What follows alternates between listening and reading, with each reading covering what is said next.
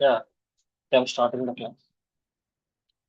Actually, previous class, what we ob- what we saw about can we do quick review over the previous class? So what we discussed in the previous class is we discussed about the console object and alert means what is the console object means just we can take the console dot log hello world so that it will display in the screen. For example, in the previous class, what we see about the console dot. I'm just doing quick review over that one. I'm just taking one script tag, okay, script tag, and I'm just writing like console.log something, console.log this one. So if I execute this one, okay, if I execute this one in the console, it's printing like this. Okay, this is an example of JavaScript in the HTML. So after that, we write one alert for alert alert thing. What is the alert means? It will display the message in the alert box. Just we write the alert thing and it will display in the alert box. For example, if you refresh this one, alert is coming. After that, we saw some variable. After that, we saw how to include the script in the HTML page. So based on script tag, we display the script in the HTML tag. After that, we have different kind of script execution in the HTML file. We saw only internal JavaScript. Like we can add the script tag and all our content we can write inside of the script tag. And after we didn't see the external JavaScripting, we just saw the internal JavaScript. So here we see we write the console.log and alert thing, the JavaScript code inside of the script tag. So I created one HTML file and I write this one. This is the thing we saw yesterday. After that, what we saw, some event handlers we saw, and before that we saw about the variables. I didn't discuss much about the variables, but for now I'm just telling you what is the variable. Variable name, let age, and const. See, what is the variable first of all? Variable. See, before going to variable, first we have to know about the data. Okay, we have to know about the data. What is the data? Data means some information. Data is one of the information that we see in our program. What is a variable? Variable is a container for storing the data values. For example, I want to store some data like name, so I can store in the some variable. I want to store the age value inside of this one, so I'm storing the let, and I want to store some pi value. I can store in the const. Here, so all are variables only in the JavaScript. All are useful for storing the data inside of the JavaScript program only. Previously, we have only variable six, means where and the name and this one. Let and const we can discuss later. For example, if I want to store the age of the age, we can go with where age equal to 30. If I want to store some Boolean values, I can display about where each student equal to true. Data is in different form. Like for example, if I want to take the student data, what we will get actually, we have student name, age, grade, extra kind of thing. So if you take the name of the student and the age of the student and each student or not, it is a Boolean data. Boolean means true or false data. Okay. For example, is married. This thing also false. So these things are Boolean kind of thing. So data is in different format. Yesterday we saw about what we declared, but we didn't discuss about this one. Okay. And we have separate concept called data types in the JavaScript. In that one, we will discuss about more in detail about the variable concept. Just to store some data, just remember that we have some var keyword in JavaScript programming language, so that we can define the var keyword and what are the name we want to give for that variable and that value. Okay. So this is the thing. We can discuss about the programming language, how to learn a programming language in detail. Okay, just remember the syntax for now and follow the class properly. Later, in detail, I will explain why this one. Suppose what is the variable and how to assign the value to the variable.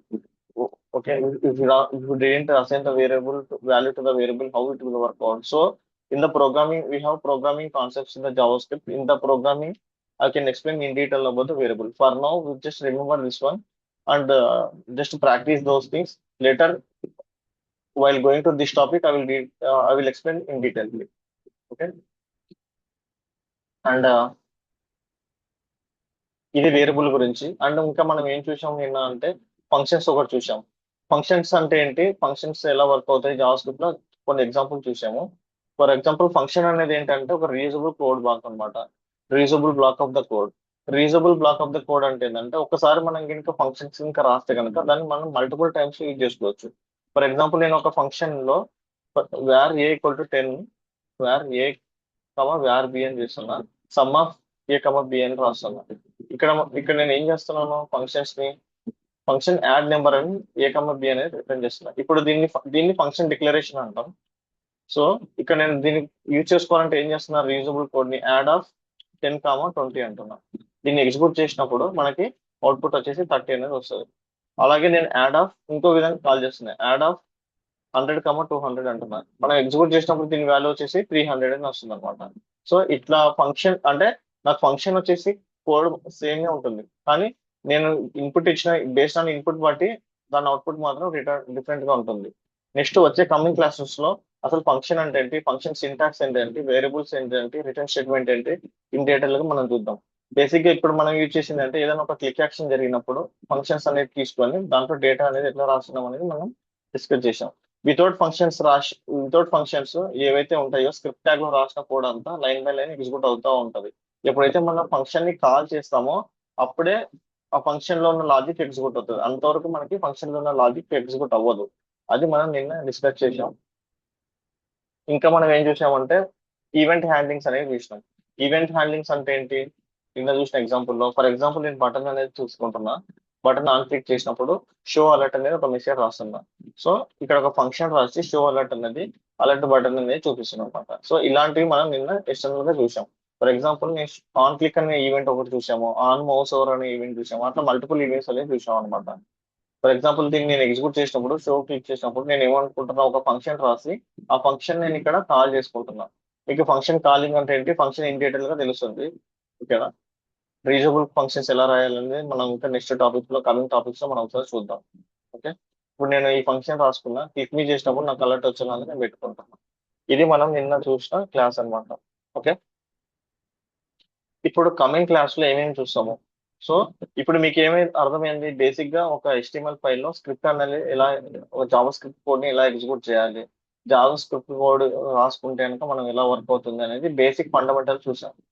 చాలా మందికి ఒక doubt ఉండొచ్చు, మనకి ఈ function గురించి కానీ variable కానీ ఈ టాపిక్స్ గురించి క్లియర్ గా ఎక్స్ప్లెయిన్ చేస్తలేరు అనే డౌట్ ఉండొచ్చు. అలా ఏం కాదు.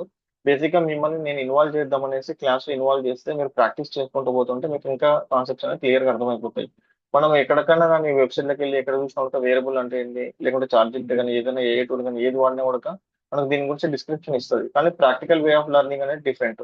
మనం ఈ ఈ సిరీస్ లో మనం ఏం చేస్తామంటే ప్రాక్టికల్ గా ఒక టాస్క్ తీసుకొని చేయడం, అట్లా చేసుకుంటూ పోతా ఉంటే మీకు హ్యాండ్స్ ఆన్ ఇన్పుట్ అనేది వస్తుంది. దాని ద్వారా మీకు కాన్ఫిడెన్స్ అనేది పెరుగుతుంది. సో దట్ కొన్ని సెషన్స్ వెళ్ళిన తర్వాత మీకు ఆటోమేటిక్ గా ఓకే ఇది మనకు అర్థమవుతుందని క్లియర్ గా అర్థమైపోతుంది. దీని గురించి ఇంకా ఇన్ డీటెయిల్స్ కానీ టాపిక్స్ గురించి ఈచ్ ఇన్ డీటెయిల్ గా మనం తర్వాత కొంటే సెషన్స్ లో నేను చెప్పుకుంటూ వస్తాను. Clear? Yeah, okay. I'm continuing for the today class. Today class లో మనం ఏం ఏం టార్గెట్ చేస్తామంటే, ఓకేనా, ఫస్ట్ ఆఫ్ ఆల్ మనం ఒక కన్సోల్ ఆబ్జెక్ట్ నిన్న ఎగ్జిక్యూట్ చేసి చూసాం. కన్సోల్ ఆబ్జెక్ట్ అంటే ఏంటి, మనం ఏదన్నా రిఫ్రెష్ మనం కన్సోల్ డాట్ లాగ్ అనేది మన స్క్రిప్ట్ కూడా రాసుకుంటే కనుక మనకి ఇక్కడ వస్తుందని చెప్పి పెట్టుకున్నాం కదా. దాంతో పాటు కన్సోల్ ఆబ్జెక్ట్ లో మనం ఇంకా ఏమేమి చేయొచ్చు అనేది మీకు చూపిస్తాను, అదొకటి. తర్వాత HTML లో జావా స్క్రిప్ట్ కోడ్ మనం ఎంటర్ చేసినప్పుడు, ఓకేనా, ఈ కోడ్ అంతా ఎక్కడ స్టోర్ అయిపోతుంది, ఓకేనా, అండ్ మన HTML అంతా రెండర్ అయిన తర్వాత నెస్టెడ్ స్ట్రక్చర్ గా ఎలా ఫామ్ అయిపోతుంది అనేది మనం ఒకసారి చూద్దాం. ఆ నెక్స్ట్ టాపిక్ వచ్చేసి డామ్ అంటే ఏంటి ఒకసారి చూద్దాం. డామ్ అంటే ఏంటి, డాక్యుమెంట్ ఆబ్జెక్ట్ మోడల్ అంటే ఏంటి ఒకసారి చూద్దాం. మనం డామ్ మానిపులేషన్స్ అనేది ఎలా చేయాలి అనేది చూద్దాం. తర్వాత HTML ఫామ్ లో ఫామ్ ఎలిమెంట్స్ అంటే ఏంటి, అండ్ కంటెంట్ ఎలిమెంట్స్ ని బేస్డ్ ఆన్ డామ్ ఆబ్జెక్ట్ ద్వారా మనం ఎట్లా వాటిని యాక్సెస్ చేస్తాము, ఎట్లా మ్యానిపులేషన్ చేస్తాం అనేది మనం ఒకసారి చూద్దాం. ఓకే, ఆ తర్వాత నెక్స్ట్ వచ్చేసి సేమ్ ఫామ్ డేటాని ఎలా సేవ్ చేయాలి అండ్ ఫామ్ డేటాని ఎలా డిస్ప్లే చేయాలని చూద్దాం. అంటే దీనికి ఎగ్జాంపుల్ ఏంటంటే, ఫర్ ఎగ్జాంపుల్ నేను ఒక టాస్క్ అనేది తీసుకుంటున్నా. ఆ టాస్క్ ఏంటంటే, ఫర్ ఎగ్జాంపుల్ మన కస్టమర్ రిజిస్ట్రేషన్ ఫామ్ అనేది మనకి ఇక్కడ ఉంది. కస్టమర్ రిజిస్ట్రేషన్ ఫామ్ మనం ఏదైనా వెబ్సైట్కి వెళ్ళినప్పుడు మన అంటే కస్టమర్ రిజిస్ట్రేషన్ ఫామ్ అనుకోండి, స్టూడెంట్ రిజిస్ట్రేషన్ ఫామ్ అనుకోండి, ఎలా ఉంటుంది ఒక యూస్ కేస్ చూద్దాం. ఈ యూస్ కేస్ చూస్తే మీకు అర్థమైపోతుంది. ఫర్ ఎగ్జాంపుల్ వాళ్ళు డీటెయిల్స్ ఫిల్అప్ చేసి రిజిస్టర్ చేసుకోమని చెప్తారు. మనం ఏం చేస్తాము, ఇక్కడ డీటెయిల్స్ అనేది ఫిల్అప్ చేస్తాం, అలాగే అని క్రియేట్ చేస్తున్నా, అండ్ ఈమెయిల్ సంథింగ్ ఏదో క్రియేట్ చేస్తున్నా, అండ్ పాస్వర్డ్ 1 2 3 4 5 6 సంథింగ్ ఏదో ఇస్తున్నా. ఓకే, నేను సబ్మిట్ చేసినప్పుడు ఆ వాల్యూ అనేది మనం బ్యాక్ ఎండ్ పంపించాలి. ఓకేనా, అది ఎలా సెండ్ చేస్తాము మనం HTML లో. ఓకేనా, HTML అనేది ఏంటి, మనకు ఓన్లీ స్క్రీన్ మాత్రమే ఇస్తుంది, ప్రెజెంటేషన్ మాత్రమే ఇస్తుంది. CSS ఏంటి, బ్యూటిఫికేషన్ చేస్తుంది. కానీ మనం ఈ డేటా అంతా కలెక్ట్ చేసి బ్యాక్ ఎండ్ సెండ్ చేయాలంటే మనం ఖచ్చితంగా జావా స్క్రిప్ట్ కోడ్ అనేది రాయాలి. సో ఇట్లా మనం ఫిల్అప్ చేసి సేవ్ చేసినప్పుడు ఈ డేటాని ఎలా యాక్సెస్ చేసుకుంటాము అనేది చేస్తున్నాం. ఇక్కడ మనం అబ్జర్వ్ చేస్తే కనుక మనకి ఇక్కడ 3 టాస్క్లు ఉన్నాయి. ఒక ఫామ్ టాస్క్ ఉంది. ఫామ్ టాస్క్ లో యూజర్ అనేవాడు డేటా ఫిల్అప్ చేస్తున్నాడు. ఎప్పుడైతే రిజిస్టర్ అని క్లిక్ చేస్తాడో రిజిస్టర్ చేసిన ఫామ్ డేటాని నేను ఇక్కడ సైడ్ కి చూపిస్తున్నా. ఓకేనా, ఇదే ఒక టాస్క్. ఓకే, ఫర్ ఎగ్జాంపుల్ నేను అలైస్ ఉంది, అలైస్ తీసేసి నేను సమ్ ధ్రువ అనేది తీసుకుంటున్నా. ఓకే, నేను రిజిస్టర్ మీద క్లిక్ చేశాను, నాకు ఇక్కడ ఏమైపోయింది, ధ్రువ అనేది చేంజ్ అయిపోయింది. అంటే నా ఫామ్ డేటా అనేది ఇక్కడ కన్సోల్ లో ప్రింట్ అయిపోతుంది. సో ఇది ఇలా ఎలా చేయాలి, మనం ఏదైనా మామూలుగా రియల్ టైమ్ అప్లికేషన్ లో మనం చేసేటప్పుడు ఏంటంటే మనకు ఒక ఫామ్ ఇస్తారు, సింపుల్ ఫామ్ డిజైన్ చేయమని చెప్తారు. HTML చేసిన తర్వాత మనం డిజైన్ చేస్తాము. సేవ్ చేసిన తర్వాత బ్యాక్ ఎండ్ డేటా అనేది సెండ్ చేయమని నాకు చెప్తారు అన్నమాట. ఓకేనా, అండ్ ఆఫ్టర్ దట్ ఒకసారి మనకు సేవ్ అయిపోయిన తర్వాత మళ్ళీ మనం ఫామ్ చేసి ఫిల్ చేసిన డేటా అనేది ఎడిట్ స్క్రీన్ లో మళ్ళీ ఎడిట్ చేసుకోవడానికి మనం క్రియేట్ చేయమని చెప్పి అడుగుతారు. ఫర్ ఎగ్జాంపుల్ నేను ఇక్కడ ధ్రువ్ గని సంథింగ్ ఏదో ఇచ్చుకుంటున్నా, ఈమెయిల్ ఐడి పాస్వర్డ్ ఇస్తున్నా, 1 2 3 4 5 ఇచ్చాను. మనకు ఒకసారి డేటాబేస్ లో సేవ్ అయిన తర్వాత మళ్ళీ స్క్రీన్ కి వచ్చినప్పుడు ఎడిట్ ఫామ్ లో ఎలా చూపించాలి, ఆల్రెడీ ఇక్కడ ఏం లేదు డేటా అనేది, ఎడిట్ ఫామ్ లో ఎలా చూపించాలి అని క్లిక్ చేశాక ఎడిట్ ఫామ్ లో ఆటోమేటిక్ గా డేటా అనేది వచ్చి ఫిల్అప్ అయిపోతుంది. ఓకే, సో ఈ టాస్క్ ని మనం త్రూ జావా స్క్రిప్ట్ అనేది ఎలా చేస్తాము అనేది ఇప్పుడు మన నెక్స్ట్ టాపిక్. అలా చేయాలంటే మనకు కావాల్సిన రిక్వైర్మెంట్స్ అంటే ఏంటి, ఈచ్ రిక్వైర్మెంట్ మనం 1 by 1 స్మాల్ గా నేర్చుకుంటూ పోదాం. మీకు మీకు కూడా క్లియర్ గా అర్థమైపోతుంది అనమాట. దానికి కావాల్సిన మనకి ఏంటంటే అసలుకి HTML లో ఏమేమి ఎలిమెంట్స్ ఉంటాయి చూసుకోవాలి. HTML ఏమేమి ఎలిమెంట్స్ ఉన్నాయి, ఫామ్ ఎలిమెంట్స్ అనేవి ఉన్నాయి. ఓకే, అండ్ ఇప్పుడు నేను ఈ వాల్యూని ఫిల్అప్ చేసిన వాల్యూస్ ని నేను ఎలా గెట్ చేసుకోవాలి అనేది ఒక కాన్సెప్ట్ అన్నమాట. మనం ఫామ్ ఫిల్అప్ చేసాము, ఫామ్ ఫిల్ చేసిన వాల్యూస్ ని ఎలా గెట్ చేసుకోవాలి. మనకు జావా స్క్రిప్ట్ అనే ప్రోగ్రామింగ్ లాంగ్వేజ్ మనకు ఇంటర్ఫేస్ ఏమి ఇస్తుంది మనం అలా గెట్ చేసుకోవడానికి. గెట్ చేసుకున్న తర్వాత నేను రిజిస్ట్రేషన్ క్లిక్ చేసిన వెంటనే ఆ గెట్ చేసుకున్న వాల్యూస్ అన్ని వచ్చేసి ఫామ్ డేటా అనేది సైడ్ కి ఇక్కడ ఫిల్అప్ అయిపోయింది. ఆ ఫిల్అప్ అయిపోయిన వాల్యూస్ ని ఎలా చూపిస్తున్నాము ఇక్కడ. ఓకేనా, అదొకటి చేయాలి. తర్వాత నేను ఇక్కడ ఎడిట్ బటన్ మీద క్లిక్ చేసినప్పుడు ఈ క్లిక్ ఈవెంట్ ఫైర్ అయినప్పుడు నాకు ఇక్కడ ఏదైతే యూజర్ ఫిల్అప్ చేసి ఉంటాడో, యూజర్ ఫిల్అప్ చేసినప్పుడు సంథింగ్ నేను ఇది రాస్తున్నా, మధు అని పెడుతున్నా. క్లిక్ చేసిన వెంటనే నాకు ఇక్కడ అనేది వచ్చేస్తుంది, ఫిల్అప్ అయిపోతుంది. లేకుంటే నేను ఈమెయిల్ ఐడి abc@gmail.com క్లిక్ చేస్తున్నా, నేను క్లిక్ చేసిన వెంటనే నాకు డేటా అనేది ఇక్కడ ఫామ్ అయిపోతుంది. ఈ డేటా ఫామ్ అనేది ఎలా జరుగుతుంది అనే డీటెయిల్స్ త్రూ జావా స్క్రిప్ట్ ద్వారా చేసి మీకు కూడా ఒక కాన్ఫిడెంట్ అనేది వస్తుంది అనమాట. మీరు ఒక ఏదైనా మీకు రియల్ టైమ్ లో ఫిల్అప్ చేయాలంటే ఏం చేయాలనేది 1 by 1 టాపిక్స్ చూద్దాం. Okay, so first of all console గురించి మనం ఫస్ట్ టాపిక్ మనం ఈరోజు టాపిక్ లో మనం ఏమనుకున్నాం, కన్సోల్ గురించి ఎక్స్ప్లెయిన్ చేసుకుందామని అనుకున్నాం. ఓకే, క్లియర్, కన్సోల్ గురించి అనుకున్నాం. కన్సోల్ అంటే మనకు నిన్నటి వరకు మనకు తెలిసింది ఏంటి, మనం జావా స్క్రిప్ట్ కోడ్ లో ఎక్కడో చోట కన్సోల్ అని రాస్తే కనుక కన్సోల్స్ అనేవి ప్రింట్ అవుతాయి. ఓకే, దాంతో పాటు console dot, for example console అనేది ఒక జావా స్క్రిప్ట్ ఆబ్జెక్ట్ అనమాట. ఓకే, చూడండి ఇప్పుడు నేను 2 కన్సోల్స్ ఇచ్చాను. నేను రీఫ్రెష్ చేసినప్పుడు పేజ్ మనకి కన్సోల్ లో ఆ పేజ్ అనేది ఆ వాల్యూస్ అనేవి డిస్ప్లే అవుతాయి. ఓకే, ఫర్ ఎగ్జాంపుల్ నేను రీఫ్రెష్ చేస్తే నాకు ఇక్కడ 2 వాల్యూస్ అనేవి ఇక్కడ డిస్ప్లే అయిపోయినాయి. ఓకేనా, కన్సోల్ లో ఎన్ని వాల్యూస్ అయినా పెట్టుకోవచ్చు. For example okay, for example ఎన్ని వాల్యూస్ అయినా పెట్టుకోవచ్చు, ఎన్ని కన్సోల్స్ అయినా ఉంటాయి. ఓకే, అవన్నీ మనకి అన్నిటి ఇక్కడ డిస్ప్లేలో వచ్చేస్తున్నాయి. ఓకే, ఇక్కడ బ్రౌజర్ కన్సోల్ అనేది మనకు మనం ఏదైతే ప్రోగ్రామింగ్ లాంగ్వేజ్ లో రాసిన కోడ్ ని మనకు ఇక్కడ స్క్రీన్ లో చూపిస్తుంది. ఓకేనా, అలా కాకుండా ఇంకా మనకి ఏమైనా ఇస్తుందా అనేది ఇంపార్టెంట్ గా మనం నేర్చుకోవాలి. ఓకే, ఇక్కడ చాలా మందికి ఏంటంటే ఇప్పుడు ఫర్ ఎగ్జాంపుల్ మేజర్ గా ఈ కన్సోల్ అనేది ఎందుకు వాడతాం అనేది చాలా మందికి తెలియదు. ఓకేనా, యాజ్ ఎ ఫ్రెషర్ కి మేబీ ఎక్స్పీరియన్స్ పీపుల్స్ కి అయితే ఐడియా ఉంటుంది. ఇప్పుడు నేను ఏమనుకుంటున్నా, ఫర్ ఎగ్జాంపుల్ అంటే కాంప్లెక్స్ అప్లికేషన్ చేసేటప్పుడు డీబగ్గింగ్ అనేది ఇంపార్టెంట్ అనమాట. అప్లికేషన్ స్టార్ట్ చేసేటప్పుడు సో డీబగ్గింగ్ తెలియాలంటే ఫస్ట్ ఆఫ్ ఆల్ మనకేంటి, ఈ కన్సోల్ అనేది ఒక ఐడియా ఉండాలి. డీబగ్గింగ్ అనేది సపరేట్ కాన్సెప్ట్. సో మీకు ఫర్ ఎగ్జాంపుల్ నేను సింపుల్ గా చూపిస్తున్నా కన్సోల్ లో ఎలా చూపిస్తాము అనేది. ఫర్ ఎగ్జాంపుల్ నేను ఏం రాసాను, వ్యార్ a = 10 అని ఒక వాల్యూ తీసుకున్నా, వ్యార్ b = 20 అనేది తీసుకుంటున్నా. ఓకే, ఇప్పుడు నేను కన్సోల్ ఏం ప్రింట్ చేస్తున్నా, కన్సోల్ డాట్ లాగ్ లో ఓకే, ఏ ప్రింట్ చేస్తున్నా, ఓకే, కామా బి ప్రింట్ చేస్తున్నా, ఓకే, ఏ ప్రింట్ చేస్తున్నా. ఫర్ ఎగ్జాంపుల్ ప్రింట్ అవుతుందా లేదు చూద్దాం. 10 అనే వాల్యూ ప్రింట్ అవుతుందా లేదా మనం ఒకసారి చూద్దాం. 10 అనే వాల్యూ అక్కడ నాకు ప్రింట్ అయిపోయిందా. ఓకే, సో ఇప్పుడు నేను దీన్ని డీబగ్ చేయాలంటే, ఓకే, జావా స్క్రిప్ట్ లో డీబగింగ్ చేసుకోవాలంటే ఫర్ ఎగ్జాంపుల్ నేను స్క్రోల్లోకి వెళ్ళాను. డీబగింగ్ అనేది ఇన్ డీటెయిల్ గా మళ్ళీ మీకు తర్వాత నేర్పిస్తాను. మనం ఏ పేజ్ అయితే ఉంటుందో ఆ పేజ్ మనం ఇక్కడ ఓపెన్ చేయాలి. ఇక్కడ సోర్సెస్ అని ఒక ట్యాబ్ ఉంటుంది. ఆ ట్యాబ్ లోకి వెళ్ళి మనం ఆ పేజ్ ని ఓపెన్ చేయాలి. ఓకే, మళ్ళీ చెప్తున్నా, రీఫ్రెష్ చేసి మళ్ళీ ఫస్ట్ నుంచి చెప్తున్నా, ఇన్స్పెక్ట్ చేసి ఇప్పుడు మన ఫైల్ నేమ్ ఏంటి, part3.example1.html. సో ఈ కోడ్ మనం ఏదైతే ఉంటుందో బ్రౌజర్ అనేది ఆ కోడ్ ని మనకి ఇక్కడ సోర్సెస్ అనే ఒక ట్యాబ్ లో చూపిస్తుంది అనమాట. ఆ ట్యాబ్ లోకి వెళ్ళాలి. నేను రీఫ్రెష్ చేస్తున్నా, నా ట్యాబ్ లో మన కోడ్ అంతా, స్క్రిప్టింగ్ కోడ్ అంతా ఉంటుంది. ఓకేనా, స్క్రిప్ట్ కోడ్ అంతా ఇందులో ఉంటుంది. రియల్ టైమ్ లో ఇదంతా డిఫరెంట్ గా బండిల్ లాగా క్రియేట్ అవుతుంది. మనకు ప్రాక్టికల్ గా చెక్ చేసుకోవడానికి అనేది మీకు ఇక్కడ చూపిస్తున్న ఎలా ఉందన్నది. ఓకేనా, సో మనం ఇక్కడ ఏదైతే స్క్రీన్ లో రాసామో వ్యార్ ఏ=10 సేమ్ కోడే నాకు ఇక్కడ బ్రౌజర్ అనేది రెండర్ చేసేటప్పుడు ఇలా డిస్ప్లేలో చూపిస్తుంది. ఓకేనా, ఇప్పుడు నేను డీబగ్ చేయాలంటే ఇక్కడ మనకు ఇక్కడ ఎక్కడైతే ఉన్నప్పుడు ఇక్కడ హైలైట్ అవుతుంది. 1 మీద హైలైట్ అయింది, 2 మీద సమ్ గ్రే కలర్ షాడో అనేది వస్తుంది కదా. మనం ఎక్కడైతే స్క్రిప్ట్ లో డీబగ్ చేయాలో అక్కడ ఒక పాయింటర్ మీద లెఫ్ట్ కి ఒకసారి క్లిక్ చేయాలన్నమాట. క్లిక్ చేస్తే కనుక అది బ్లూ కలర్ లో వచ్చేస్తుంది. ఓకేనా, అది మన డీబగ్గర్ పాయింట్ అన్నమాట. మళ్ళీ క్లిక్ చేశాక మళ్ళీ డీబగ్గింగ్ పాయింట్ అనేది ఓపెన్ అయిపోయింది. ఇప్పుడు నేను 2 ప్లేసెస్ లో డీబగ్గింగ్ పాయింట్ అనేది పెట్టాను. ఇప్పుడు నేను రీఫ్రెష్ చేస్తున్నా. రీఫ్రెష్ చేయగానే స్క్రిప్ట్ అనేది మనం ఏమనుకుంటాం, స్టార్టింగ్ నుంచి ఎగ్జిక్యూట్ అవుతా వస్తుంది అనుకుంటాం కదా. ఇప్పుడు మనకి ఫస్ట్ లైన్ ఏంటి, var=10. సో అక్కడ డీబగ్గర్ అనేది యాడ్ అయిపోయింది. ఇప్పుడు కన్సోల్ లోకి వెళ్ళి రియల్ టైమ్ లో ఏం చేస్తారంటే ఇప్పుడు ఏ వాల్యూ ఏముంది అంటే ఏ వాల్యూ అన్డిఫైన్డ్ ఉంది. సో నెక్స్ట్ లైన్కి వెళ్ళి చూసా, ఇప్పుడు ఆల్రెడీ ఈ కోడ్ అనేది ఎగ్జిక్యూట్ అయిపోయింది. ఇప్పుడు నేను ఏ టైప్ చేసినప్పుడు నాకు ఏమొస్తుంది, 10 అనే వాల్యూ ప్రింట్ అయిపోతుంది. ఇప్పుడు నాకు బి వాల్యూ అనేది ఇంకా కోడ్ అనేది ఎగ్జిక్యూట్ అవ్వలేదు. సో బి అనేది నేను రాస్తున్నా, అన్డిఫైన్డ్ వచ్చేసింది. సో నేను మళ్ళీ నెక్స్ట్ ఇక్కడ నెక్స్ట్ వెళ్ళాలా లేకుంటే నెక్స్ట్ డిబగింగ్ పాయింట్కి వెళ్ళాలా అనేది రైట్ సైడ్ లో ఉంటుంది. రైట్ సైడ్ లో ఇక్కడ ఈ ఐకాన్ ఏదైతే మీకు కనపడుతుందో ఆ ఐకాన్ మీద క్లిక్ చేస్తే నెక్స్ట్ లైన్కి వెళ్ళిపోతుంది. ఓకే, ఇప్పుడు నేను బి వాల్యూ టైప్ చేసి చూస్తే కన్సోల్ అనేది 20 అనేది చూపిస్తుంది అనమాట. సో మీరు కన్సోల్ గురించి క్లియర్ గా అర్థం చేసుకొని ఎట్లా డీబగ్ చేయాలని మనకు తెలియాలి. ఇవంటే సింపుల్ వేరియబుల్స్ కాబట్టి ఓకే, కానీ రియల్ టైం ఏదైనా ప్రోగ్రామ్ చేసినప్పుడు కానీ రియల్ టైం ఏదైనా అప్లికేషన్ చేసినప్పుడు డేటా అనేది చాలా కాంప్లెక్స్ డేటా ఉంటుంది, నెక్స్ట్ డేటా ఉంటుంది. సో అప్పుడు మీకు ఈ కన్సోల్ యొక్క పూర్తి కాన్సెప్ట్స్ అనేది క్లియర్ గా అర్థమైపోతుంది. ఓకేనా, అంతేకాదు మనం ఇంకా ఈ కన్సోల్ యూజ్ చేసుకొని మన అప్లికేషన్ లో మనకి ఏదైనా డిబగ్ చేసినప్పుడు మనకి ఏమైనా డౌట్స్ ఉన్నా ఆ ప్రోగ్రామ్స్ అన్ని చేసుకోవచ్చు అనమాట. అది ఎలా అంటే ఇక్కడ మనం క్యాల్కులేషన్స్ చేసుకోవచ్చు, క్యాల్కులేటర్ గా వాడుకోవచ్చు. ఫర్ ఎగ్జాంపుల్ నేను 10+20 అంటున్నా. ఓకేనా, 10+20 అంటున్నా.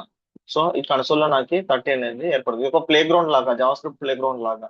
ఫర్ ఎగ్జాంపుల్ నేను కన్సోల్.లాగ్ అని ఇక్కడ రాస్తున్నా, కన్సోల్.లాగ్ హాయ్ అని రాస్తున్నా. సో జావా స్క్రిప్ట్ లోకి రాసి ఎగ్జిక్యూట్ చేస్తే ఎలా అవుతుందో నీకు అలా ఇక్కడ ఒక ఎగ్జిక్యూట్ అయిపోతుంది. ఓకే, హాయ్ అనేది నాకు ప్రింట్ అయిపోయింది. సో అట్లా ఇలా కూడా రాసుకోవచ్చు మన ఫంక్షన్. జావా స్క్రిప్ట్ లాగా ప్లే గ్రౌండ్ లాగానే ఇది ఒక ఫంక్షన్ నేమ్ సంథింగ్. నేను నేమ్ ను కన్సోల్.లాగ్ హాయ్ అని ప్రింట్ చేస్తున్నాను. కన్సోల్.లాగ్ ఆఫ్ హెలో అని టైప్ చేస్తున్నాను. ఓకే, సో ఈ ఫంక్షన్ రాసుకుంటున్నా, నేను ఇక్కడే ఎగ్జిక్యూట్ చేసుకుంటా. ఇవి కూడా మనకి డిబగింగ్ చేసేటప్పుడు యూజ్ అవుతాయి అనమాట. ఫర్ ఎగ్జాంపుల్ సే హెలో అని రాస్తున్నా, నేను ఇక్కడికి వచ్చేసి సే హెలో అని ఇచ్చేసి ఎగ్జిక్యూట్ చేస్తున్నా. హెలో అనేది ప్రింట్ అయిపోయాయి. ఓకేనా, సో ఈ కన్సోల్ ని ఇంకా ఇన్ డీటెయిల్ గా ఎలా ఎగ్జిక్యూట్ చేయాలి, ఈ డీబగింగ్ కాన్సెప్ట్స్ అనేది మీకు క్లియర్ గా ఇంకా తెలుస్తుంది. First of all break points ని ఎలా తీసుకోవాలి, బ్రేక్ పాయింట్స్ ని ఎలా కాల్ స్టాక్ అంటే ఏంటి, ఇవన్నీ డీటెయిల్స్ అనేది మీకు వచ్చే క్లాస్ లో అర్థమైపోతుంది. ఇప్పుడు ఈ కన్సోల్ అనేది మీకు ఎందుకు చెప్పానో ఈ ఫామ్ ఎగ్జాంపుల్ చేసినప్పుడు మీకు క్లియర్ గా అర్థమైపోతుంది. ఓకేనా, that is the console thing, how to utilize the console properly. Real time లో లేకుంటే మనకు ఆన్లైన్ క్లాసెస్ లో కానీ ఎక్కడైనా ఉంటే కనుక మీకు ఇన్ డీటెయిల్ గా దీని గురించి నాకు తెలిసి అంతగా చెప్పరు. అందుకని ఫస్ట్ ఆఫ్ ఆల్ మనం ప్రాక్టికల్ గా వెళ్ళినప్పుడే వీటి గురించి మనకు క్లియర్ గా అర్థమవుతుంది. సో ఫస్ట్ డిసప్పాయింట్ అవ్వకుండా స్టార్టింగ్ లో అసలు ఏం చేస్తున్నాం, రియల్ టైం టాపిక్స్ ఏమైనా కవర్ అవుతున్నాయి అనేది మీరు ఒకసారి ఫోకస్ చేయండి. ఓకేనా, నెక్స్ట్ ఇప్పుడు మనకు కన్సోల్ గురించి ఒక ఐడియా వచ్చింది, కన్సోల్ ఎలా వాడుకోవాలి అనే ఒక ఐడియా వచ్చింది. ఆ లిటిల్ బిట్ డిబగింగ్ కాన్సెప్ట్స్ ఒకసారి చూసాము. ఇంకా ఇన్ డీటెయిల్ డిబగింగ్ కాన్సెప్ట్స్ కూడా ఒకసారి చూద్దాం తర్వాత ఫ్యూచర్ లో. ఓకే, నెక్స్ట్ ఇప్పుడు స్క్రిప్ట్ అయితే మనం చూసినప్పుడు స్క్రిప్ట్ అయితే మనకి ఏమైపోతుంది, రీఫ్రెష్ చేసినప్పుడు మన ఫైల్స్ ఏవైతే ఉంటాయో ఆ కోడ్ అంతా ఇట్లా ఉంటుంది కదా. అలాగనే HTML రన్ అయినప్పుడు అదంతా ఒక ట్రీ స్ట్రక్చర్ లాగా ఫామ్ అయిపోతుంది అనమాట కంప్లీట్ గా. ఓకేనా, అది ఎలా ఫామ్ అయిపోతుందో చూద్దాం. మనం కర్సర్ ఇక్కడ క్లిక్ చేసి ఇక్కడ ఓపెన్ చేసి చూసుకున్నప్పుడు మన కోడ్ మొత్తం ఇంట్లో హెడర్ ఉంది, HTML ఉంది, హెడర్ ఉంది, బాడీ ఉంది, H1 ట్యాగ్స్ ఉన్నాయి. ప్రతిదీ అంతా ఒక నెస్టెడ్ స్ట్రక్చర్ లాగా ఫామ్ అయిపోతా ఉంటుంది అనమాట. ఓకేనా? నెస్టెడ్ స్ట్రక్చర్ అంటే ఏంటంటే ఒక స్ట్రక్చర్, ఫర్ ఎగ్జాంపుల్ ఏ ఏ లోపల మళ్ళీ బి, ఓకేనా, బి లోపల మళ్ళీ సి, ఓకే, ఇట్లా ఇంటర్నల్ గా ఏ బి సి అట్లా స్ట్రక్చర్ లా 1 by 1 వెళ్తా ఉంది. దీన్ని నెస్టెడ్ స్ట్రక్చర్ అంటాం. ఓకేనా? అలాగే ప్రతి ఎలిమెంట్ కూడా ఫస్ట్ మనకు ఎలిమెంట్ అనేది HTML తో స్టార్ట్ అయిపోయింది.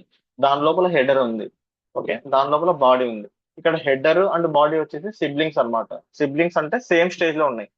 ఓకే, బాడీ ఉంది, బాడీ లోపల మళ్ళీ చైల్డ్స్ ఏమున్నాయి, H1 ఉంది, H1 లోపల మళ్ళీ డివ్ అనేది ఇంకో చైల్డ్ ఉంది. సో బాడీ లోపల 2 చైల్డ్స్ ఉన్నాయి.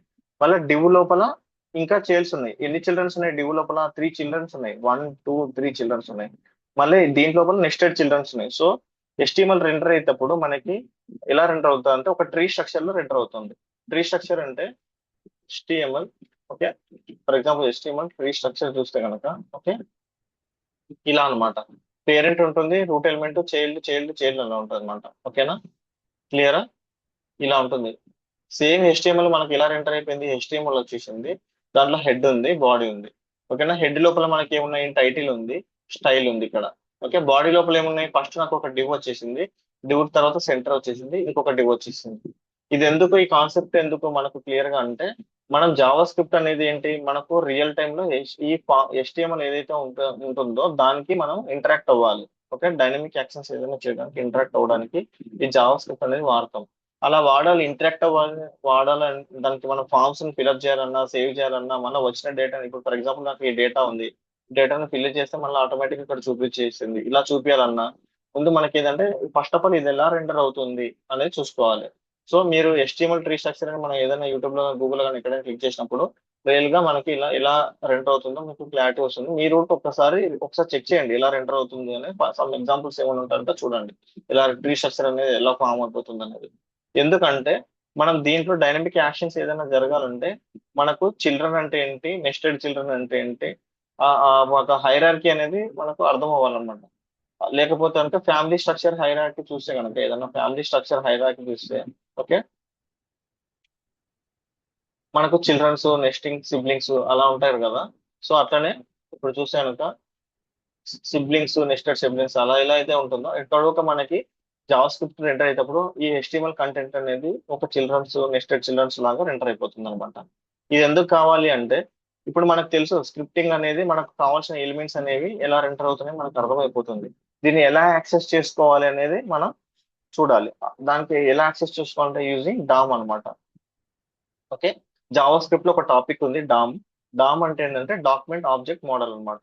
What is document object model అంటే ఏమిటి, డామ్ మ్యానిపులేషన్స్ అంటే ఏంటో చూద్దాం. ఓకే, ఫర్ ఎగ్జాంపుల్ డామ్ అంటే ఏంటంటే it is the way for JavaScript to access and manipulates the HTML page on the web page. Okay, ఇదేంటంటే through JavaScript ద్వారా మనం HTML ఎలిమెంట్స్ ని వెబ్ పేజ్ లో ఎలా యాక్సెస్ చేసుకోవాలి, ఎలా మ్యానిపులేషన్ చేయాలి అనే కాన్సెప్ట్ వచ్చేసి జావా స్క్రిప్ట్ అనమాట. త్రూ డామ్ మానిపులేషన్స్ ద్వారానే మనం HTML లో ఉన్నటువంటి ఈ ఫీల్డ్స్ అనుకోండి, లేకుంటే ఈ ఫామ్ ఎలిమెంట్స్ అనుకోండి, లేకుంటే ఇంకా ఈ డిస్ప్లే ఎలిమెంట్స్ ని ఎలా యాక్సెస్ చేసుకోవాలి, ఎలా మ్యానిపులేట్ చేయాలి, ఎలా వాల్యూస్ ని ఫిల్అప్ చేయాలి, అదంతా మనకి ఈ డామ్ అనే కాన్సెప్ట్ లో మనకి డిఫైన్ చేసి పెట్టారు అనమాట. డామ్ అనే ఒక డాక్యుమెంట్ ఆబ్జెక్ట్ మోడల్ అనేది ఒకటి ఇచ్చారు అనమాట. ఓకేనా? ఫర్ ఎగ్జాంపుల్ నేను ఇక్కడ ఏం టైప్ చేశాను, కన్సోల్లోకి వెళ్ళి డాక్యుమెంట్ అని టైప్ చేశాను. డాక్యుమెంట్ అంటే ఏంటి, ఈ కంప్లీట్ గా మనం ఏదైతే పేజ్ చూస్తున్నామో ఆ కంప్లీట్ పేజ్ కి ఒక డాక్యుమెంట్ అనే ఒక ఆబ్జెక్ట్ అనేది క్రియేట్ అవుతుంది అనమాట. ఓకేనా? సో అది ఏ వెబ్ పేజ్ కైనా అంతా అన్ని వెబ్సైట్ కి ఇది డాక్యుమెంట్ అనేది ఫామ్ అయిపోతుంది. ఎందుకు, మనం డిస్కస్ చేసాం కదా, మనం ఎప్పుడైతే HTML కంటెంట్ అనేది ఫామ్ అయిపోతుందో ఇంటర్నల్ గా అది ఒక హైరార్కీ స్ట్రక్చర్ లో ఫామ్ అయిపోతుంది. ఓకేనా? ఇప్పుడు డాక్యుమెంట్ అని క్లిక్ చేయగానే ఈ డాక్యుమెంట్ లోపల ఇవంతా స్టోర్ అయిపోయినాయి హైరార్కీగా, నెస్టెడ్ గా మన కోడ్ అంతా ఇందులో స్టోర్ అయిపోయింది అనమాట. బాడీ, డివ్ ట్యాగ్స్ ఇవన్నీ ఇందులో ఉన్నాయి. ఓకేనా? సో వీటిని మనం యాక్సెస్ చేసుకోవడానికి మనం వాడే టెక్నాలజీ, మనం వాడే కాన్సెప్ట్ ఏంటి, డాక్యుమెంట్ ఆబ్జెక్ట్ మోడల్ అనమాట, DOM. Okay, JavaScript DOM అనేది ఒకటి ఉంది, డామ్. సో డామ్ అంటే ఏంటి, త్రూ జావా స్క్రిప్ట్ ద్వారా HTML పేజ్ లో ఎంటర్ అయినటువంటి ఫామ్ ఎలిమెంట్స్ అనుకోండి, లేకుంటే డిస్ప్లే ఎలిమెంట్స్ అనుకోండి, వాటిని ఎలా యాక్సెస్ చేసుకోవాలి అనేది ఈ డామ్ కాన్సెప్ట్ ద్వారా నేర్చుకుంటాం. అది ఎలా చేయాలి, అనేది మనం చూద్దాము. బిఫోర్ దట్ మనకి ఏంటంటే అసలు ఫస్ట్ ఆఫ్ ఆల్ HTML లో ఏ టైప్ ఆఫ్ ఎలిమెంట్స్ ఉంటాయి, త్రూ డామ్ మనకి ఎలా మ్యానిపులేషన్ చేయాలి, ఏమేమి ఆపరేషన్ జరుగుతాయి ఒకసారి చూద్దాం. ఓకే, సో మనకి HTML ఏంటంటే నేను ఇక్కడ మీకు ఇక్కడ ఎక్స్ప్లెయిన్ చేస్తాను. ఓకే, HTML లో మనకు different different type of elements ఉంటాయి. అంటే ఎలిమెంట్స్ ఆర్ ట్యాగ్స్. మనకు తెలిసిన రెగ్యులర్ ఎలిమెంట్స్ ఏమేమి ఉన్నాయి చెప్పండి ఒకసారి. ఓకే, ఫస్ట్ వచ్చేసి మనకు తెలిసినవి ఫస్ట్ ఫార్మ్ ఎలిమెంట్స్ ఉంటాయి. మనం రెగ్యులర్ గా మనం చూసేది కంటెంట్ ఎలిమెంట్స్ కొన్ని చూస్తాం. డిస్ప్లే ఎలిమెంట్స్ అనుకోండి, ఓకే, డిస్ప్లే ఎలిమెంట్స్ అనుకోండి, లేకుంటే టెక్స్ట్ ఎలిమెంట్స్ అనుకోండి, ఓకేనా, ఆర్ కంటెంట్ ఎలిమెంట్స్ మనం ఉంటాయి. Content elements, okay. Okay, so display elements for example మనం చూసేది ఏమేమి చూస్తాం, మనకు డివ్ అనుకోండి, ఓకేనా, పీ ట్యాగ్ కానీ స్పాన్ ట్యాగ్ కానీ, ఓకే, H1 కానీ H1 కానీ, ఓకే, ఓకే, ఇమేజ్ ట్యాగ్స్ కానీ యూఎల్ కానీ, అంటే ఎనీథింగ్, ఎనీథింగ్. ఓకే, ఇక్కడ మనకి వీటిలో మనం ఇన్పుట్ వాల్యూస్ ఏమి ఇవ్వము, ఓకేనా, ఫామ్ డేటాలో సేవ్ చేయడానికి ఏమి ఇవ్వము. ఇవి జస్ట్ కంటెంట్ ని యూజర్ కి డిస్ప్లేలో చూపించడానికి మాత్రమే వాడతాం. సో HTML లో ఈ డిస్ప్లే ఎలిమెంట్స్ ఉంటాయి. త్రూ డామ్ మనం వీటిని మ్యానిపులేషన్ చేయాలి. ఓకే, అంటే సమ్ ఫామ్ ఎలిమెంట్స్ ఉంటాయి. ఫామ్ ఎలిమెంట్స్ అంటే ఏంటి అంటే మనం డేటా మనం ఎక్కడైతే రిజిస్ట్రేషన్ ఫామ్ అనుకోండి, ఏదైనా ఫామ్ సేవ్ చేసేవి ఏవైతే ఉంటాయో, అంటే ఫిల్ చేసే వాల్యూస్ ఏవైతే ఉంటాయో అవి ఫామ్ ఎలిమెంట్స్ అన్నమాట. అలాంటి మనకు ఏమేమి ఉంటాయి ఫార్మ్ ఎలిమెంట్స్ అని చూస్తే కనుక ఇన్పుట్ ఫీల్డ్స్ ఉంటాయి. ఓకే, ఇన్పుట్ ఫీల్డ్స్ ఉంటాయి. ఇన్పుట్ ఫీల్డ్స్ లో కూడా డిఫరెంట్ డిఫరెంట్ ఇన్పుట్ ఫీల్డ్స్ ఉంటాయి. ఏమేమి ఇన్పుట్ ఫీల్డ్స్ ఉంటాయి మనకి. ఓకే, ఇవన్నీ మీకు HTML అనే కవర్ అవ్వాలి, కానీ ఒకసారి మీకు రివిజన్ చేపిస్తున్నా. ఇన్పుట్ ఉంటుంది, ఏమేమి ఉంటాయి, ఇన్పుట్ టైప్ టెక్స్ట్ ఉంటుంది. ఓకే, ఇన్పుట్ టైప్ టెక్స్ట్ ఉంటుంది. ఓకే, ఇన్పుట్ టైప్ వచ్చేసి ఈమెయిల్ ఉంటుంది. ఓకే, ఇన్పుట్ టైప్ వచ్చేసి పాస్వర్డ్ ఉంటుంది. Okay, input type to number ఉంటుంది, అండ్ టెక్స్ట్ ఏరియా ఉంటుంది, అండ్ సెలెక్ట్ బాక్సెస్ ఉంటాయి. ఓకే, సెలెక్ట్ బాక్సెస్ ఉంటాయి, అండ్ రేడియో బటన్స్ ఉంటుంది. ఓకే, అండ్ చెక్ బాక్సెస్ ఉంటాయి. సో ఇవన్నీ వచ్చేసి ఫార్మ్ ఎలిమెంట్స్ అన్నమాట. మనం ఏమనుకున్నాం, మన కాన్సెప్ట్ ఏంటి, డామ్ యూజ్ చేసుకొని ఈ ఫార్మ్ ఎలిమెంట్స్ లో డేటాని ఎలా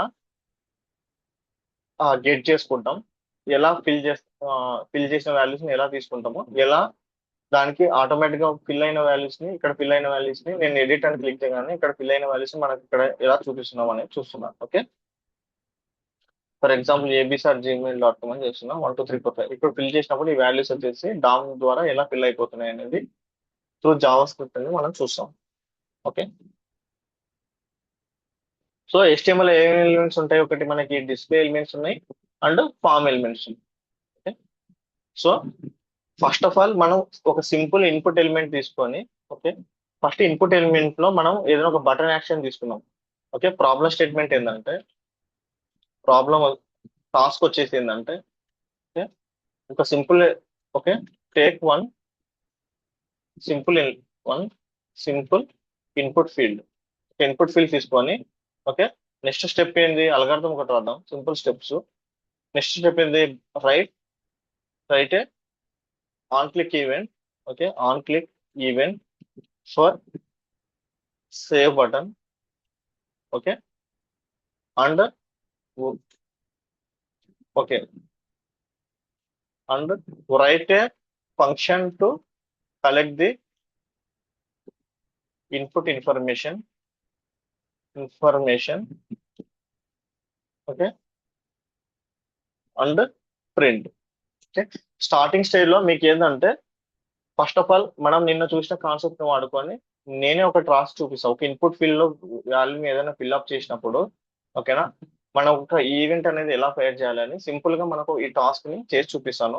మిగతా వాటికి అన్నిటికీ మనం చేయాలన్నమాట. ఓకేనా, మిగతా ఫీల్డ్స్ ఫామ్ ఫీల్డ్స్ అన్నిటికీ మీరు చేయాలి. నేను కొన్ని ఫీల్డ్స్ నేను చేసి చూపిస్తాను. ఓకే, ఫర్ ఎగ్జాంపుల్ టాస్క్ ఏంటి, నేను ఒక ఇన్పుట్ ఫీల్డ్ అనేది తీసుకోవాలి. ఓకే, ఇప్పుడు నా టాస్క్ ఏంటి, ఒక ఇన్పుట్ ఫీల్డ్ అనేది తీసుకున్నాం. ఇన్పుట్ ఫీల్డ్ అనేది తీసుకున్నాం. ఓకే, ఇన్పుట్ టైప్ వచ్చేసి, ఓకే, టెక్స్ట్ ఫీల్డ్ ఒకటి తీసుకున్నాం. దానికి ఒక ప్లేస్ హోల్డర్ ఇస్తున్నా, place holder, some place holder ఇస్తున్నా, నేమ్ అనేది ఇస్తున్నా. ఇక్కడ ఒక బటన్ తీసుకుంటున్నా, బటన్. ఓకే, మనం ఏమనుకున్నాము, ఒక ఆన్ క్లిక్ అనేది ఒకటి రాసుకొని, okay, right on click event for save button. Button ఒక సేవ్ బటన్ అనేది ఒక కాన్సెప్ట్ తీసుకున్నాం. బటన్ ఓకే, సేవ్ అనేది తీసుకుంటున్నాం. సో మనం నిన్న చూసాం కదా, ఆన్ ఒక క్లిక్ ఈవెంట్ ఎలా చూస్తాము, సింటాక్స్ ఏంటంటే ఆన్ క్లిక్ అని రాయాలి. ఓకే, మై ఫంక్షన్ అనేది ఒక ఫంక్షన్ రాస్తుంది ఇక్కడ. ఓకే, సో ఇదంతా HTML కోడ్. ఈ మై ఫంక్షన్ అనేది కాల్ అవ్వాలంటే మనకి ఏం రాయాలి, ఒక జావా స్క్రిప్ట్ కోడ్ రాయాలి. సో ఇప్పుడు నేను ఏం చేస్తున్నా, ఒక స్క్రిప్ట్ కోడ్ రాస్తున్నా, స్క్రిప్ట్ ట్యాగ్ ఇక్కడ పెట్టేస్తున్నా. ఓకే, స్లాష్ స్క్రిప్ట్ అని అంటున్నా. క్లియర్? ఇక్కడ మన టాపిక్ ఏంటి, జస్ట్ మన ఇన్పుట్ ఫీల్డ్ ఏదైతే ఫిల్అప్ చేసి ఉంటామో ఆ ఇన్పుట్ ఫీల్డ్ ని మీరు ఎలా అయితే చేస్తారో చూద్దాం ఒకసారి. ఓకే,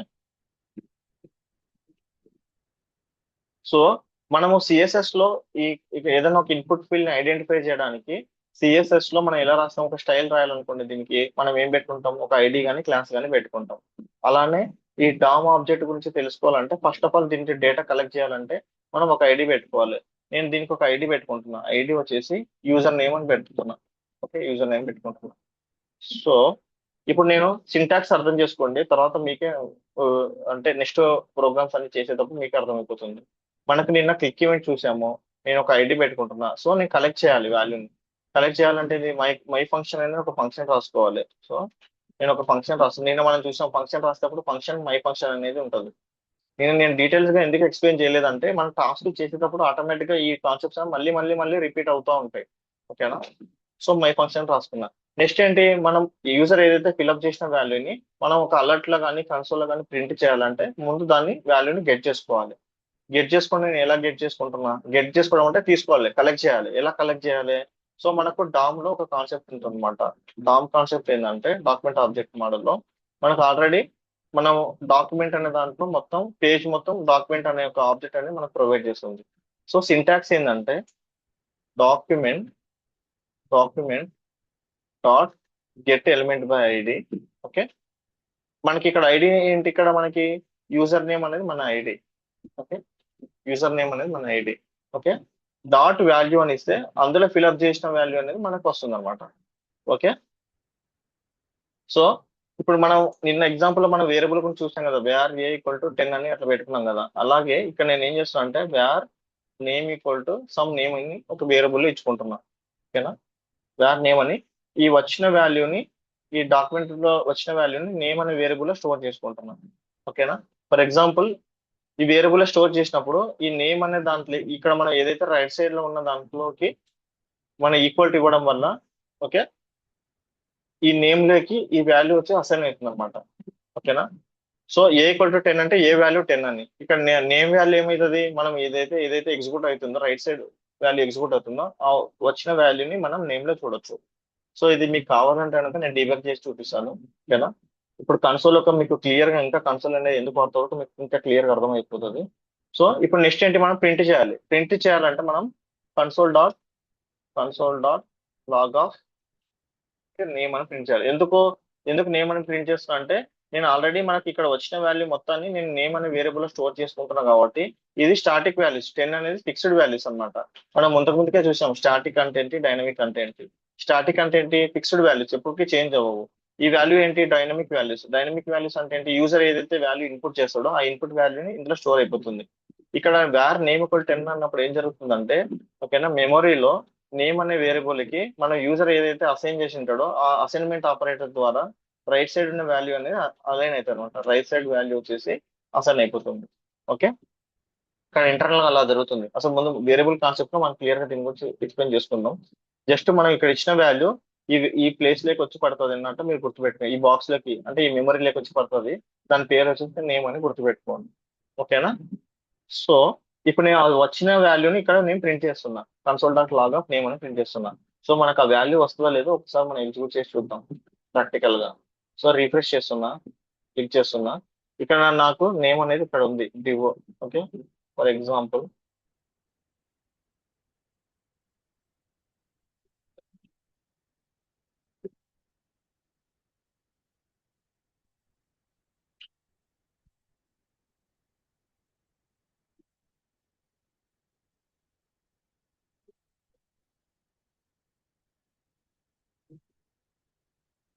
ఇది అన్నెసరిగా వచ్చింది.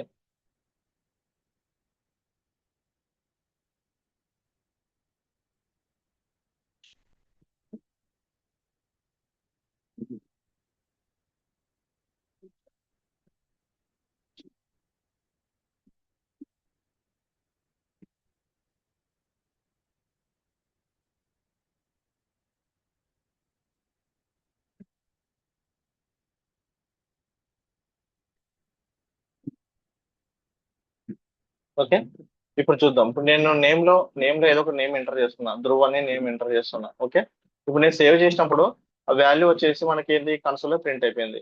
సో మీకు అలర్ట్ లో చూపించాలనుకుంటే సేమ్ వాల్యూ నేను ఏం చేస్తున్నా, అలర్ట్ బాక్స్ లో చూపిస్తున్నా. అలర్ట్ బాక్స్ లో ఏం చూస్తున్నా, వచ్చిన వాల్యూ నేమ్ అనేది ప్రింట్ చేస్తుంది. సో ఇక్కడ రీఫ్రెష్ చేసి చూస్తే కనుక నేను ఇక్కడ ఏదైతే ఎంటర్ చేస్తానో ఇన్పుట్ ఫీల్డ్ లో ధ్రువ్ అనేది సేవ్ చేసినప్పుడు మనకి ఏమైపోయింది, ధ్రువ్ అనే వాల్యూ వచ్చేసి ఒక వేరియబుల్ లో స్టోర్ అయిపోయింది, అంటే కన్సోల్ లో కూడా ప్రింట్ అయిపోతుంది. ఇది క్లియర్ కదా?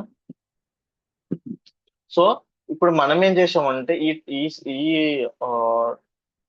క్లాస్ లో మనం నేర్చుకునేది ఏంటంటే డామ్ అనేది మనకి ఏంటి అంటే డాక్యుమెంట్ ఆబ్జెక్ట్ మోడల్ అంటే ఏంటి అంటే ఇదేంటంటే ఒక HTML కి జావా స్క్రిప్ట్ కి మధ్యలో ఉన్నటువంటి ఒక ఇంటర్ఫేస్ అన్నమాట. దాని గురించి మనం నేర్చుకున్నాం. ఆ ఇంటర్ఫేస్ లో బేసిక్ గా ఒక ఇన్పుట్ ఫీల్డ్ తీసుకొని ఆ వాల్యూని మనం ఎలా కలెక్ట్ చేసుకోవాలని చూసినాం. ఇప్పుడు మనం ఎలా కలెక్ట్ చేసుకోవాలి, బటన్ మీద క్లిక్ చేసినప్పుడు మనం నిన్న చూసాం. బటన్ మీద క్లిక్ చేసినప్పుడు మనకు ఒక కోడ్ అనేది ఎగ్జిక్యూట్ అవ్వాలి, ఒక ఫంక్షనాలిటీ అనేది జరగాలి. ఆ ఫంక్షనాలిటీ జరగడానికి నేను మై ఫంక్షన్ అనే ఒక ఫంక్షన్ రాసుకున్నాను. ఓకే, ఆ ఫంక్షన్ రాసుకొని మై ఫంక్షన్ మీద క్లిక్ చేసినప్పుడు నా టాస్క్ ఏంటి, నేను యూజర్ ఏదైతే ఫిల్అప్ చేసి ఉంటాడో ఆ టాస్క్ ని తీసుకొని ధ్రువ్ అనే వాల్యూ ఎంటర్ చేసిండు. ఓకేనా, ఆ వాల్యూని తీసుకొని నేను కన్సోల్ లో ప్రింట్ చేయాలి, లేకుంటే అలర్ట్ లో ప్రింట్ చేయాలి. సో నేను ఇక్కడ క్లిక్ చేసినప్పుడు నాకు ఏమైపోయింది, అలర్ట్ లో ఆ వాల్యూ వచ్చేసి ప్రింట్ అయిపోయింది అనమాట. సో ఇప్పుడు నేను ఇదే కాకుండా నేను మల్టిపుల్ తీసుకుంటా. యూజర్ నేమ్, ఈమెయిల్ తీసుకుంటున్నా. ఓకే, ఈమెయిల్ వచ్చింది. ఇక్కడ నేను ఏం చేస్తున్నా, ఈమెయిల్ అనేది తీసుకుంటున్నా. ఇప్పుడు ఈమెయిల్ వాల్యూని మీరు ప్రింట్ చేయాలంటే ఏం చేయాలి, సేమ్ ఇలానే document dot get element by ID. ఐడికి ఏమి ఇచ్చాం మనం, ఈమెయిల్ అని ఇచ్చాం. డాట్ వాల్యూ అంటే ఆ వచ్చిన వాల్యూ ఇది ఈమెయిల్ వేరియబుల్ స్టోర్ అవుతుంది. దాన్ని నేను ప్రింట్ చేయాలంటే ఏం చేస్తాను, console dot log of email అని చెప్తాను. సో నాకేమైపోతుంది, కన్సోల్ లో ఈ రెండు వాల్యూస్ అన్ని ప్రింట్ అయిపోతాయి. ఒకసారి ప్రింట్ అవుతుందో లేదు చూద్దాం. నేను ఏం చేస్తున్నా, నేమ్ వచ్చేసి ధ్రువ్ అని ఇస్తున్నా. ఈమెయిల్ వచ్చేసి abc@gmail.com అని ఇస్తున్నా. ఓకే, ఇప్పుడు నేను క్లిక్ చేసినప్పుడు మన ఇంటెన్షన్ ఏంటి, రెండు వాల్యూస్ నాకు కన్సోల్ లో ప్రింట్ అవ్వాలి. యాక్చువల్లీ రియల్ టైమ్ లో ఏం చేస్తాము, మనం ఏదైతే యూజర్ ఫామ్ ఫిల్అప్ చేస్తాడో ఆ ఫిల్అప్ చేసిన వాల్యూస్ ని నేను క్లిక్ చేసినప్పుడు, సేవ్ చేసినప్పుడు ఈ వాల్యూస్ అనేది నేను నెట్వర్క్ ద్వారా బ్యాక్ ఎండ్ కనెక్ట్ హిట్ చేస్తాను అనమాట. ఏపీ ఇంటిగ్రేషన్ ఎలా చేయాలి, వీటిని ఎలా కలెక్ట్ చేయాలి, ఆబ్జెక్ట్ అంటే ఏంటి, వాటి గురించి ఇంకా డీటెయిల్స్ తెలుసుకోవడం. మీరు ఏం చేస్తారంటే, నేను ఇప్పుడు మీకు ఇది మాత్రమే ఇచ్చాను కదా, ఇంకా వర్కౌట్ అవుతుంది, మీకు తెలుసు, ఐడియా ఉంది, మీరు ప్రాక్టీస్ చేస్తాము అనుకుంటే కనుక నెక్స్ట్ టాస్క్ లేకి ఏదైనా ఒక ఫుల్ పేజ్ ఫామ్ తీసుకోండి. ఫర్ ఎగ్జాంపుల్ నేను స్టూడెంట్ రిజిస్ట్రేషన్ ఫామ్ తీసుకుంటున్నా. ఏదైనా ఒక ఫామ్ తీసుకొని ఫుల్ పేజ్ గా ఫామ్ మొత్తం ఫిల్అప్ చేయండి ఇట్లా. ఓకేనా, రోల్స్, టెక్స్ట్ బాక్సెస్, అన్ని వాల్యూస్ మీకు కనుక వర్కౌట్ అయ్యే పాట అయితే కనుక కంప్లీట్ గా ఆ వాల్యూస్ అన్నిటిని ఎలా గెట్ చేసుకోవాలో మీకు తెలుసు. ఎలా గెట్ చేసుకుంటాం మన వాల్యూస్ ని, ప్రతి దానికి ఒక ఐడి ఇచ్చుకొని దానికి document dot get element by ID dot value అంటాం. అప్పుడు మనకి ఆ వాల్యూ వస్తుంది, వాటిని కన్సోల్ అన్నిటిని ప్రింట్ చేయండి.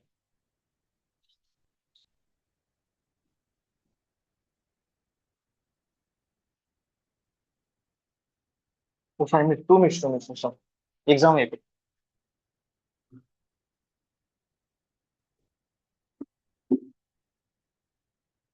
ఓకే, సో నెక్స్ట్ క్లాస్ లో మనం ఇంకా డామ్ ఇన్ డీటెయిల్స్ ఎలా చేస్తాము. ఓకేనా, మనం ఇంతకుముందు చేసిన మన టాస్క్ ఉంది కదా, ఆ టాస్క్ గురించి ఫుల్ పేజ్ మనం ఒకసారి మళ్ళీ డిస్కస్ చేద్దాం. అంటే ఇక్కడ కలెక్ట్ చేసిన ఫుల్ వాల్యూస్ ని మళ్ళీ ఇక్కడ నేను రైట్ సైడ్ ఎలా చూపిస్తున్నాము. ఓకేనా, అండ్ ఎడిట్ చేసి డేటా చేసినప్పుడు ఎడిట్ డేటా వాల్యూస్ అన్ని ఇక్కడ మనకు డిస్ప్లేలో ఎలా చూపిస్తున్నాయి, ఇలాంటి ఫామ్ చేయాలి. సో రియల్ టైమ్ లో మీకు ఏంటంటే మీకు ఇలా ఫామ్ చేసి సేవ్ చేసినప్పుడు లేకుంటే ఎడిట్ చేసినప్పుడు ఫిల్ చేయడానికి టాస్క్ అనేది ప్రెషర్ గా ఇస్తారు. ఆటోమేటిక్ గా ఈ వాల్యూస్ అన్ని ఈజీగా చేసుకోవచ్చు అనమాట. సో డిఫరెంట్ ప్రోగ్రామింగ్ ఫస్ట్ మీకు జావా స్క్రిప్ట్ మీద ఫుల్ నాలెడ్జ్ వస్తే కనుక యాంగులర్ అండ్ రియాక్ట్ లో సేమ్ టాస్క్ మనం యాంగులర్ అండ్ రియాక్ట్ లో చేస్తాం. సో దట్ మీకు ప్రాక్టికల్ నాలెడ్జ్ అనేది క్లియర్ గా వస్తుంది. ఓకే.